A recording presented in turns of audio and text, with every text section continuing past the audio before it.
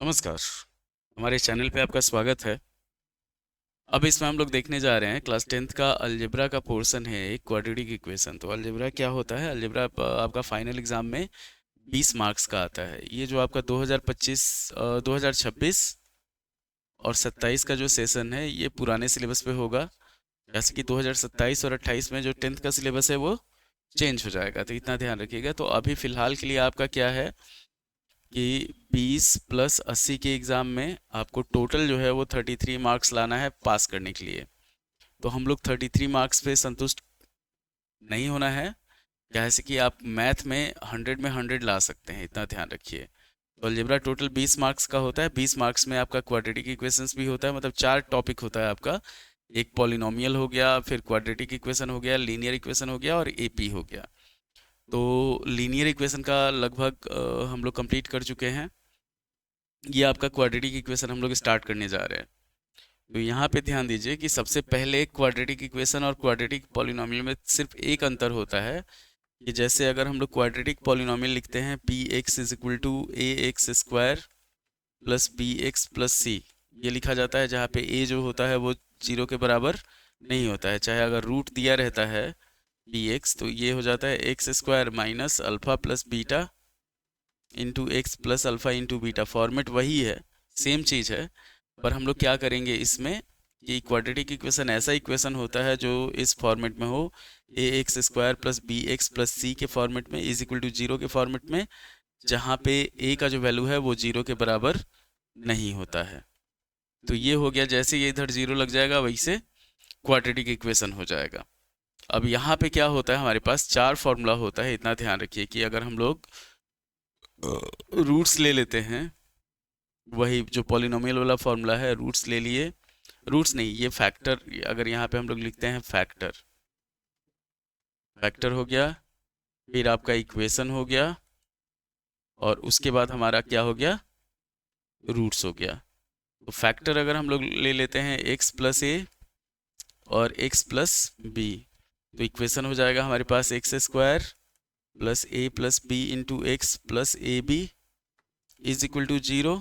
और रूट जो होगा इसका वो हो जाएगा माइनस ए और माइनस बी। अगर आप लोग फैक्टराइजेशन पे सॉल्व करना चाहते हैं, क्वाड्रेटिक इक्वेशन मैक्सिमम फैक्टराइजेशन का खेल है, स्प्लिटिंग मिडिल टर्म्स का। तो उसी पे अगर हम लोग को सॉल्व करना चाह रहे हैं, चाहे कोई भी इक्वेशन जिसका डिग्री जो है वो 2 है, 1 वेरिएबल में, उसको क्वाड्रेटिक इक्वेशन कहा जाता है। तो डिग्री 2 होगा तो फॉर्मेट क्या होगा, A X square plus B X plus C is equal to 0 के फॉर्मेट में होगा। अगर हमारे पास मान लीजिए एक्स माइनस ए और एक्स माइनस बी दिया हुआ है, तो इसका इक्वेशन जो होगा वो हो जाएगा x square minus a plus B into x plus A B is equal to 0, और इसका रूट हो जाएगा ए और बी। अगर दे दिया एक्स प्लस ए, ये फैक्टराइजेशन के लिए, आपका स्प्लिटिंग मिडिल टर्म्स जो होता है उसके लिए, तो ये हो जाएगा x square plus A minus B into X minus A B is equal to 0। Root हो जाएगा हमारे पास माइनस ए और बी, और X minus A into x plus B है, तो ये हो जाएगा हमारे पास X square minus A minus B into X minus A B is equal to 0, और रूट हो जाएगा हमारे पास ए और माइनस बी। इतना ध्यान रखना है आपको। तो अब अगर हम लोग बढ़ते हैं, मान लीजिए हमारे पास लीनियर इक्वेशन, भले क्वाड्रेटिक इक्वेशन दिया हुआ है जिसमें हम लोग को फैक्टराइज करना है, तो ये चारों प्रोसेस होता है फैक्टराइज का। इसको कहा जाता है स्प्लिटिंग मिडिल टर्म्स। ये जैसे अगर इसको हम लोग फैक्टराइज करेंगे तो हमारा रूट जो होगा माइनस ए माइनस बी आएगा। इसको फैक्टराइज किया जाएगा तो इसका रूट हो जाएगा हमारे पास ए और बी आएगा। इसको फैक्टराइज करेंगे तो माइनस ए और बी आएगा, और इसको फैक्टराइज करेंगे तो ए और माइनस बी आएगा। तो रूट जो कहा जाता है, रूट एक्स का वो वैल्यू होता है जिसको हम लोग अगर इक्वेशन में पुट करते हैं तो उस पूरे इक्वेशन का वैल्यू जो होता है वो 0 आ जाता है। कि जैसे मान लीजिए हमारे पास दे दिया, अगर हम लोग पॉलिनोमियल लेके चलते हैं, क्वाड्रेटिक पॉलिनोमियल, मान लीजिए x plus 3 into x plus 4 लेते हैं। पॉलिनोमियल अगर हम लोग बनाना होगा तो ये हो जाएगा x square plus 7x plus 12, D x जो हुआ वो हो गया। वहीं अगर क्वाड्रेटिक इक्वेशन हम लोग इसको क्वाड्रेटिक इक्वेशन समझ के सॉल्व करते हैं, क्वाड्रेटिक इक्वेशन में ये इक्वेशन आपको दे देगा कि x square plus 7x plus 12 is equal to 0, और इसका रूट फाइंड करना है। तो हम लोग क्या करेंगे, इसको फैक्टराइज करते हैं, स्प्लिटिंग मिडिल टर्म्स। जैसे इसको और इसको मल्टीप्लाई करेंगे तो 12x² हो जाएगा, और 7x को हम लोग को ब्रेक करना है, तो 7 को क्या ब्रेक कर सकते हैं, 4 और 3 कर सकते हैं। तो ये हो जाएगा हमारे पास x² plus 4x plus 3x plus 12 ले लिए इज इक्वल टू 0 हुआ। अब इसमें हम लोग क्या करेंगे, फैक्टराइज करेंगे तो x कॉमन लेंगे तो x प्लस 4 हो जाएगा, और यहाँ पे प्लस 3 ले लिए तो x प्लस 4 हो गया इज इक्वल टू 0। तो x प्लस 3 और ये हो गया x plus 4 is equal to 0। x का दो वैल्यू हो गया हमारे पास, x प्लस 3 को अगर हम लोग 0 के बराबर मानते हैं तो x का वैल्यू -3, और x प्लस 4 को अगर हम लोग 0 के बराबर मानते हैं तो x का वैल्यू -4। इस तरह से हम लोग इसको फैक्टराइज करके सॉल्व कर सकते हैं। एक क्वाड्रेटिक इक्वेशन को फैक्टराइजेशन से सॉल्व करना जैसे हुआ वो हम लोग कर सकते हैं। अब आते हैं मेन, हम लोग क्या होता है कि अगर मान लीजिए फैक्टराइज नहीं हो रहा हो, कोई भी क्वाड्रेटिक इक्वेशन दिया हुआ है और वो फैक्टराइज नहीं हो रहा हो, तो उसके लिए हम लोग क्या करते हैं, जैसे मान लीजिए ax² plus bx plus c is equal to 0 दे दिया है, where a is not equal to 0, और ये फैक्टराइज नहीं हो रहा, फैक्टराइजेशन के प्रोसेस से बाहर हो, तो इस केस में हम लोग क्या करते हैं, हम लोग d निकालते हैं कि d जो होता है उसको कहा जाता है डिस्क्रिमिनांट। तो इसमें भी बहुत सारा, जैसे उसमें हो जाता है आपका लीनियर इक्वेशन में नंबर ऑफ सॉल्यूशन हो जाता है, जैसे d हम लोग निकालेंगे तो d हो जाएगा हमारे पास b² माइनस 4ac। अब d के टाइप पे डिपेंड करेगा कि अगर हमारे पास नेचर ऑफ रूट्स एक टर्मिनोलॉजी होता है कि 3 केस होता है इसमें, कि अगर हमारे पास केस 1 हो गया कि if d is equal to 0, अगर d 0 के बराबर है, तो दो रूट होता है, एक अल्फा होता है एक बीटा होता है, मतलब x का दो वैल्यू जो होता है ना, उसी को हम लोग अल्फा और बीटा बोलते हैं। तो इस केस में क्या हो जाएगा, यहाँ पे हम लोग लिखेंगे देन रूट्स आर इक्वल, और इक्वल क्या होगा, इक्वल होगा तो alpha is equal to beta हो जाएगा, और रूट का जो वैल्यू होगा अल्फा बराबर beta is equal to -b/2a हो जाएगा सीधे। अगर d बराबर 0 है तो वहाँ पे हम लोग अल्फा और बीटा दोनों का वैल्यू जो होगा वो -b/2a हो जाएगा। केस 2 हम लोग लेके चलते हैं, तो केस 2 में क्या होगा कि केस 2 में d इज ग्रेटर देन 0 हो जाएगा। केस 2 अगर हम लोग लेके चलते हैं तो यहाँ पे if d is greater than 0, तो यहाँ पे हो जाएगा then roots are real and unequal. इसको नेचर ऑफ रूट्स कहा जाता है, अनइक्वल मतलब क्या होगा, alpha is not equal to beta हो जाएगा। यहाँ पे तो यहाँ पे हम लोग निकालेंगे अगर अल्फा निकालते हैं तो वो होगा -b प्लस √d/2a। अच्छा, ये हो जाएगा -b plus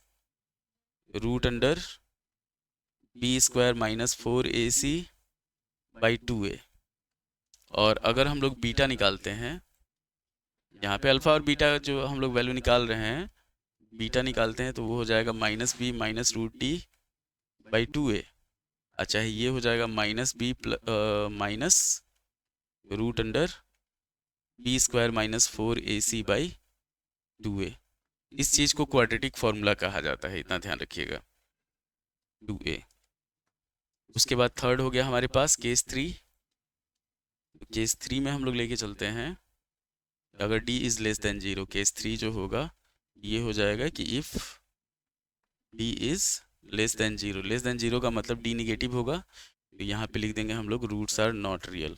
roots are not real, तो नॉट रियल का मतलब हो जाएगा कि इसको आगे सॉल्व नहीं करना, अल्फा भी कुछ नहीं होगा और बीटा भी कुछ नहीं होगा, ये चीज़ ध्यान रखना है आपको। तो ये हुआ क्वाड्रेटिक इक्वेशन का पूरा फॉर्मेट जो होता है। एक तो हो गया फैक्टराइजेशन वाला, दूसरा हो गया हमारे पास कि इसको कहा जाता है क्वाड्रेटिक फार्मूला, इतना ध्यान रखिए। फैक्टराइज करने के लिए अलग है, क्वाड्रेटिक फार्मूला में हम लोगों को क्या करना है, अगर हम लोग क्वाड्रेटिक फार्मूला यूज़ करते हैं, क्वाड्रेटिक फार्मूला मान लीजिए हमारे पास यही जो इक्वेशन उसमें हम लोग लिए थे कि x² प्लस 7x प्लस 12, इसी को हम लोग को सॉल्व करना है क्वाड्रेटिक फार्मूला से इज इक्वल टू 0। तो a हो गया हमारे पास 1, b हो गया 7 और c हो गया 12। तो हम लोग d निकालते हैं। d हो जाएगा हमारे पास b स्क्वायर माइनस 4ac। तो b स्क्वायर हो जाएगा 7 का स्क्वायर माइनस 4 इंटू 1 इंटू 12। तो ये हो जाएगा 49 माइनस 48 मतलब 1 आ गया। रूट d का जो वैल्यू होगा वो हो जाएगा हमारे पास 1 के बराबर। ठीक। तो अल्फ़ा का वैल्यू अगर हम लोग निकालेंगे तो अल्फ़ा हो जाएगा हमारे पास alpha minus B plus root D by 2a। तो ये हो जाएगा हमारे पास माइनस बी हो जाएगा -7 प्लस 1 बाई 2। ये हो जाएगा -6/2 मतलब क्या होगा -3। और बीटा जो होगा वो हो जाएगा हमारे पास minus B minus root D by 2a। ये हो जाएगा -7 माइनस 1/2 मतलब क्या होगा -8/2। ये हो जाएगा -4। तो दोनों सेम आया, -3 और -4 आ गया।